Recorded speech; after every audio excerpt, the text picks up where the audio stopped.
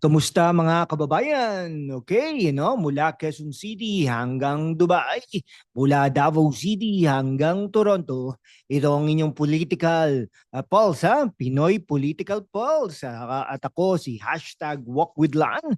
At ngayon, tatalakayin natin ang isang mainit na issue, isyong bumubulabog sa politika ng Pilipinas. Ang paggamit umano ni Pangulong Bongbong Marcos sa International Criminal Court or ICC para supilin ang mga Duterte at pigilan ang oposisyon.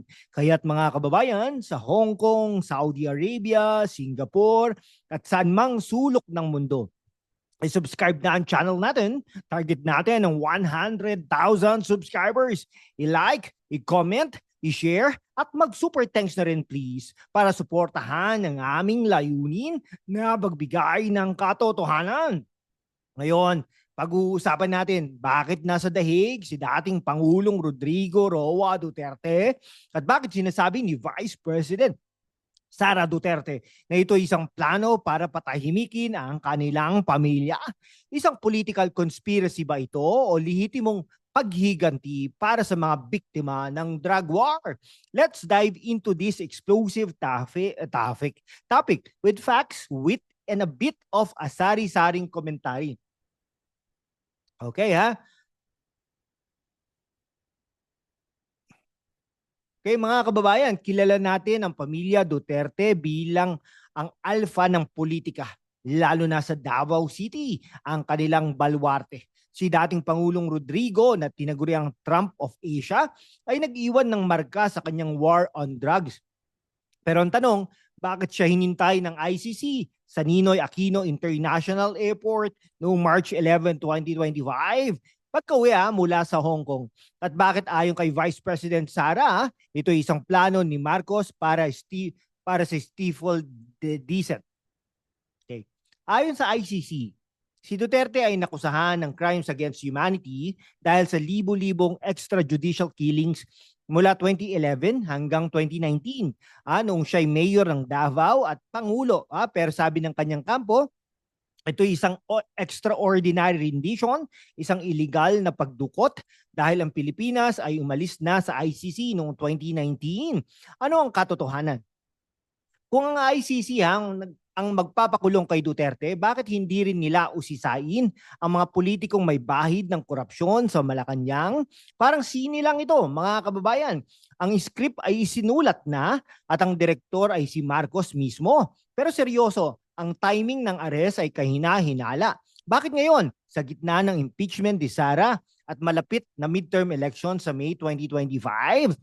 Kung naiintriga na ka na, i-hit ang subscribe button para sa mga OFW sa Dubai, Jeddah at London. I-share ito sa mga kaibigan mo para maabot natin ang 100,000 subscribers. Okay. Noong 2022 ang Marcos Duterte Unity ang nagpanalo sa eleksyon, landslide pa. Si Bongbong Marcos bilang Pangulo at si Sara Duterte bilang Vice Presidente. Pero ano ang nangyari? Mula sa pagkakaisa, naging Game of Thrones ang kanilang relasyon. Si Marcos, anak ng dating diktador na si Ferdinand Sr., ay nagbago ng direksyon. Okay, mula sa pro-China stance ni Duterte patungo sa mas malapit na ugnayan sa Estados Unidos. Hindi rin niya ibinigay kay Sara ang hinintay niyang Department of Defense portfolio. Sa halip, DepEd ang nakuha niya. Ouch! Pero ang tunay na bomba ay noong November 2024 nang sinabi ni Sara na may kinontrata siyang assassin para patayin si Marcos. Kung siya'y mapapatay, ay plot twist talaga. Bagamat sinabi niya ito'y hypothetical, ang House of Representatives na puno ng mga kaalyado ni Marcos ay mabilis na naglungsad ng impeachment laban kay Sara. Noong February 5, 2025, 240 na kongresista ang pumirma sa impeachment complaint kasama na ang anak ni Marcos at si Sandro. Parang telenovela ito mga kababayan. Si Marcos na parang direktor ng telenovela ay gumagamit ng ICC at impeachment para ikat ang mga Duterte sa eksena. Pero teka, hindi ba't ang Marcoses ay may sariling baho sa kaysaysayan? Anong sinasabi ng EDSA People Power tungkol sa kanilang legacy? Okay, sa isang banda, sinasabi ng kampo ni Marcos ng ICC arrest ay tungkol sa hustisya para sa mga biktima ng drug war. Ayon sa Human Rights Watch, libo-libong namatay sa ilalim ng kampanya ni Duterte. Ang opisyal ay nabilang ay 6,000 pero maaring mas mataas. Sa kabilang banda, sinasabi ni Sara, ito'y political persecution. Isang paraan para i-neutralize ang kanilang pamilya bago ang 2028 presidential elections. Ang tanong, sino ang tunay na nagtatago sa likod ng ICC? Ano ang tingin mo? Political vendetta ba ito o hustisya? I-comment sa baba at i-share sa mga kababayan sa Sydney, Vancouver at Riyadh. Ngayon, pag-uusapan natin ang ICC noong March 11, 2025, si Duterte ay inaresto sa Manila at dinala sa The Hague. Ayon sa ICC,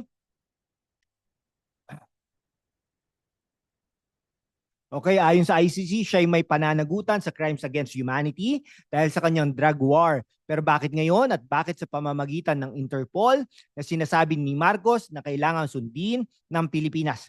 Ang kampo ni Duterte ay nagsasabing illegal ang arrest dahil umalis ng Pilipinas sa ICC noong 2019. Pero sabi ng ICC, may jurisdiction pa rin sila sa mga krimen bago ang withdrawal. Ang Supreme Court ng Pilipinas ay sumang-ayon din na kailangan makapagtulungan ng gobyerno sa ICC. Kung ang ICC ay talagang tungkol sa hustisya, bakit hindi rin nila usisain ang mga korupsyon sa ilalim ng Marcos administration? Parang cherry picking lang ito Pipiliin ang kaso na pabor sa mga nasa kapangyarihan. Pero seryoso, ang timing ay sobrang convenient para kay Marcos. Ang midterm elections ay sa Mayo 2025. Natapos na po yan at talagang nanalo po dyan ang mga Duterte. Okay At ang impeachment trial ni Sara ay sa Hulyo. Coincident? I don't think so.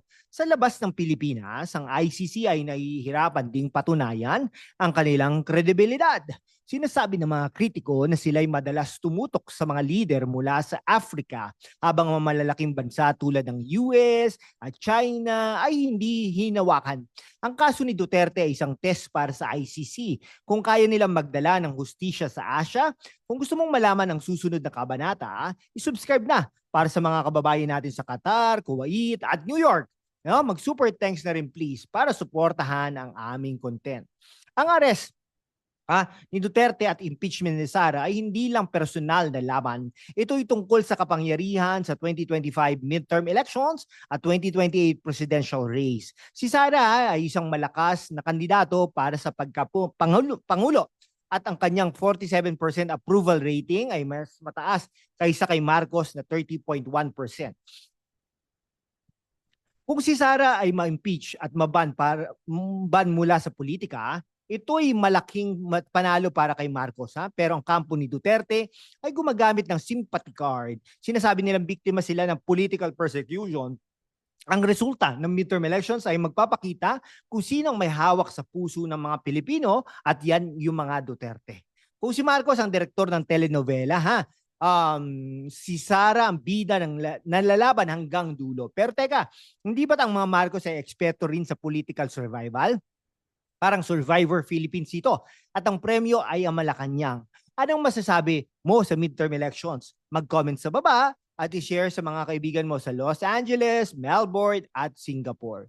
Sa gitna ng laban ng Marcos Duterte, ano ang hinintay ng mga Pilipino? Hustisya para sa mga biktima ng drug war? O kalayaan para sa oposisyon? Ang tunay na solusyon ay nasa transparency at accountability sa ICC man o sa ating sariling korte.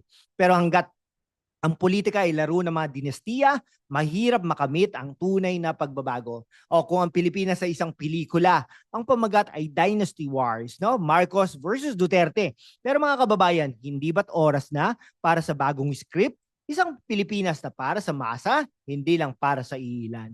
Kaya mga kababayan, mula Manila hanggang Abu Dhabi, mula Cebu City hanggang London, ang laban ng Marcos Duterte ay hindi lang tungkol sa dalawang pamilya.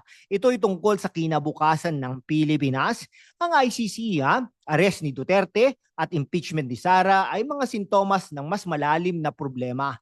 Ang dynastic politics at kawalan ng tunay na accountability.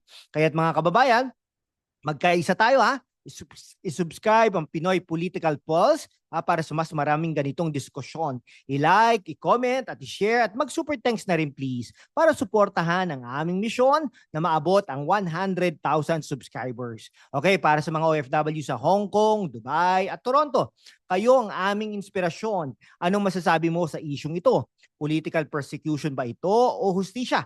I-comment sa baba ha, at magkita-kita ulit tayo sa susunod na episode. Okay, at mabuhay ang Pilipinas!